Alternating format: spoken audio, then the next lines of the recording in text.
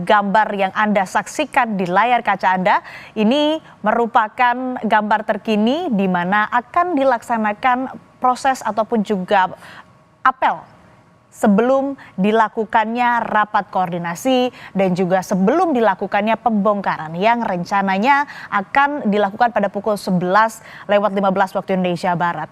Ada 2.000 personel yang dikerahkan untuk pembongkaran hari ini. Kemudian juga ada 1.000 nelayan yang terlibat untuk pembongkaran dari pagar laut yang ada di Tangerang, Banten ini. Tadi kami pantau sudah ada Kepala Staf Angkatan Laut yang hadir di lokasi. Nantinya rapat koordinasi maupun prosesi pembongkaran ini juga akan disaksikan langsung atau diikuti langsung oleh Kementerian Kelautan dan Perikanan, Komisi 4 DPR RI, dan juga ada dari Polri, saudara. Selain dari TNI Angkatan Laut yang memang terlibat langsung dalam pembongkaran pagar laut atau pagar bambu laut yang membentang sepanjang 30 km di Tangerang, Banten.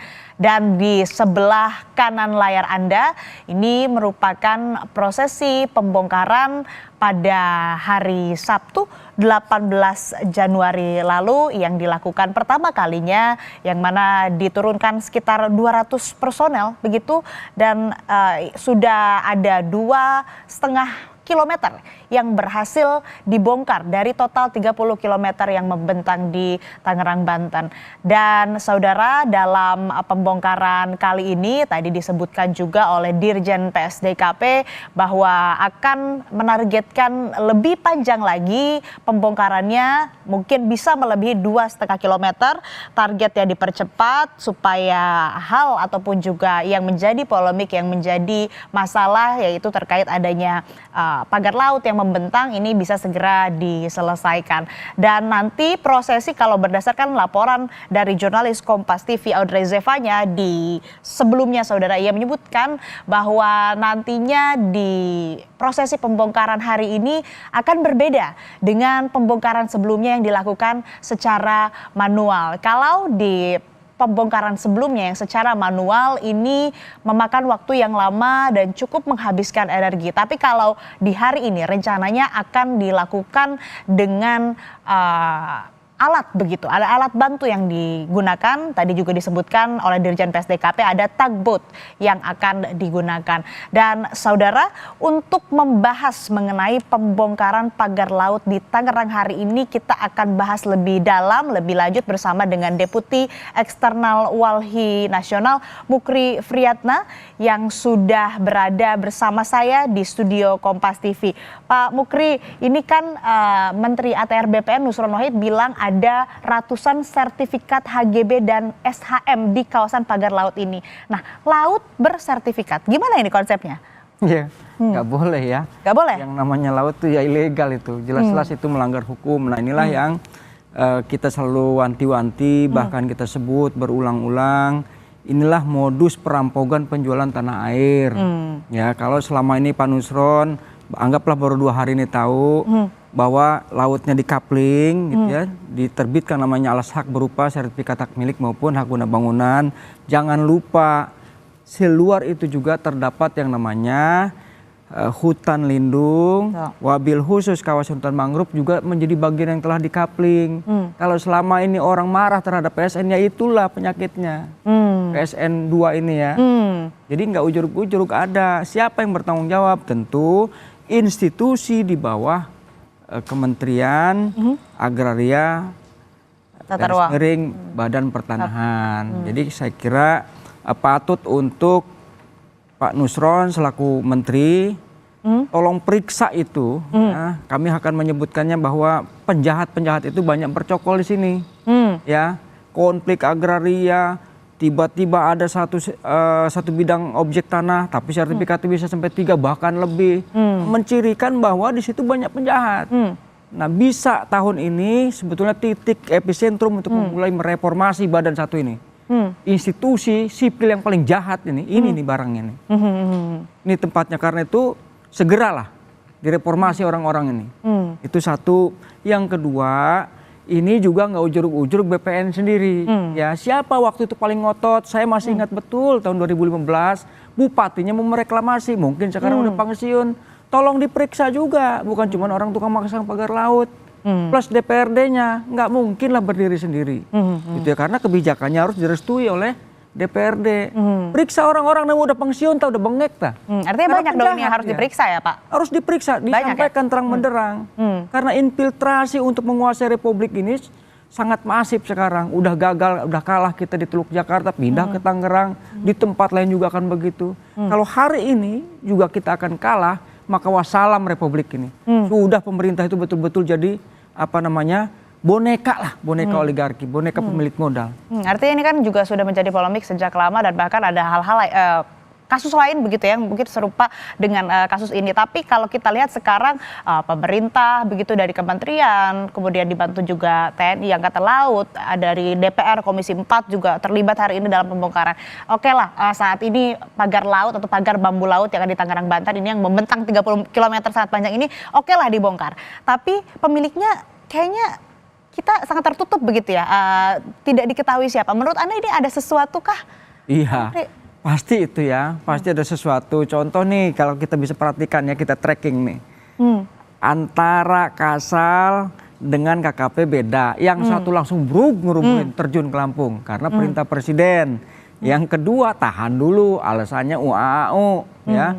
Penyampai pesan pertama ini kan oleh Ketua MPR. Memang sih kita nggak dengar langsung apa pesannya. Tetapi ini mencirikan, kok setelah dirubuhin dianggap tidak ada koordinasi. Berarti ada intervensi terhadap pesan ini. Ada kekuatan gede. Itu satu. Yang kedua, ya orang kasarnya nggak sekolah juga percaya, yakin nggak mungkin orang nggak punya duit bisa. Orang-orang nelayan pugu nyari ikan juga susah, boro-boro mau bikin pagar gitu kan. Maka bisa dipastikan ini terdapat intelektual yang punya modal besar. Dan ini yang harus dikejar. Di luar yang kerocok-kerocok tadi yang udah dipanggil katanya. 2 orang JPR termasuk si abu-abu itu gitu ya. Artinya kalau gini, artinya yang dipanggil tidak tepat sasaran begitu Pak? Bukan yang memang pemiliknya yang harusnya diperiksa begitu? Ya kalau untuk tahap awal memperoleh informasi nggak ada soal ya. Tetapi maksud kami itu fokus paling utamanya bandarnya lah. Betul. Gitu ya, kayak judi online. Judi online, ini kan sindikat ini mereka ini. Bahaya, dia merongrong kewibawaan negara, merubuhkan bangsa. Selip-selip nanti gini nih yang kita khawatir. Kalau diabaikan, contoh ngamuk nih orang-orang Banten. Karena kenapa kok kita ini diinjak amat marwah kita ini. Udahlah, nggak perlu gabung. Nah ke situ dianggap makar lagi. Padahal gara-gara penjahat yang menguasai tanah air melalui cara reklamasi ini. Saudara, untuk membahas mengenai pembongkaran pagar laut di Tangerang, Banten hari ini, kita akan kembali membahas bersama dengan Deputi Eksternal Eksekutif Nasional Walhi, Bapak Mukri Friyatna yang sudah berada bersama kami di studio Kompas TV dari tadi pagi ya Pak. Kita lanjutkan perbincangan kita yang sempat terputus tadi Pak. Ini kan artinya permasalahannya adalah soal adanya sertifikat. Tadi disebutkan bahwa ini menyalahi prosedur. Artinya carut-marut seluruh kepusingan ini begitu ya Pak soal pagar laut, dibereskannya itu harus seperti apa? Yang pertama ini kan menjadi entry point ya, bahwa sesungguhnya hal yang serupa itu banyak terjadi di Republik ini. Kalau ini bisa terbuka dengan terang benderang, insya Allah kekeliruan, kejahatan-kejahatan itu akan mulai berkurang di wilayah Republik ini. Nah kami ingin menyampaikan bahwa inilah salah satu bentuk yang disebut dengan perongrongan kedaulatan negara, kedaulatan bangsa yang terstruktur, sistematis, dan masif. Terstrukturnya gimana? Karena produk regulasinya udah disiapin, tak dari bawah sampai atas. Yang kedua, sistematisnya nih, tahapan-tahapan sebetulnya saya belum sampai satu hal. Ketika kebijakan sudah ada, orang-orang sudah dipengaruhi, pagar sudah dipasang, satu lagi yang belum dimunculkan. Apa itu? Nanti dia akan pasang pelang, takut-takutin. Kawasan rawan bencana. Nah saya minta, mohon ya dengan hormat ya, BPBD, BNPB jangan sampai anda semua itu terinfiltrasi, nakut-nakutin ini kawasan tsunami. Jangan sampai ya, kita ini orang-orang sosial untuk kemanusiaan, jangan sampai dipengaruhi itu. Nah begitu dia cara masangnya. Berikutnya, setiap kampung itu akan dipasang ini nih preman-preman nih. Yang tadi soal tanahnya gitu ya, walaupun itu bukan bagian kita ya, karena masih kita ke reklamasi. Tetapi itu karena menjadi satu bagian, nggak diputus di antara laut dengan daratan. Makanya nguasanya lewat darat. Kalau darat kan dia intimidasi, kalau laut dia lewat pagar laut, lewat bambu-bambu ini.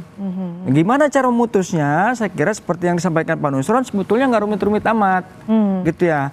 Oke lah, dia pengen supaya yakin gitu mengambil keputusan. Bahwa ini benar apakah dulunya darat, kan sebetulnya gampang aja metodenya, nggak usah lah pakai alat yang canggih, coba Google Earth aja, ya kita periksa tahun sekian apa posisinya, tarik mundur terus sampai dishakul yakin, itu memang laut.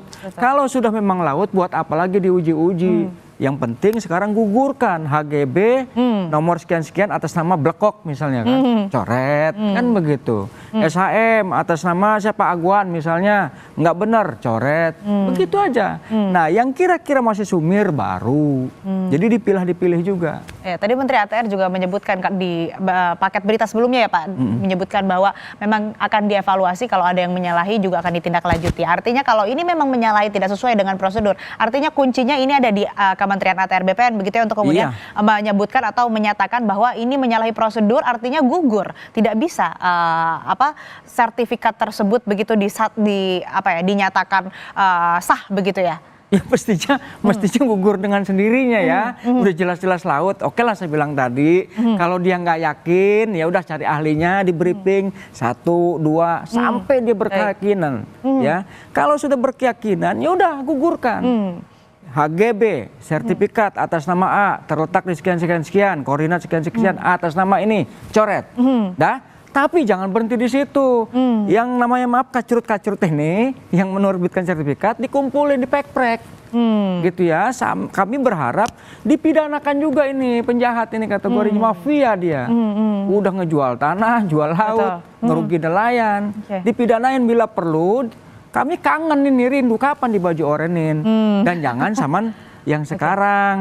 Pejabat-pejabat lalu pasti ikut serta nih. Diperiksa juga. Walaupun dia udah pensiun, mau udah bengek, panggil, nggak ada urusan. Gitu, panggil aja. Namanya juga buat meminta keterangan. Karena nggak mungkin ini ujug-ujug ya.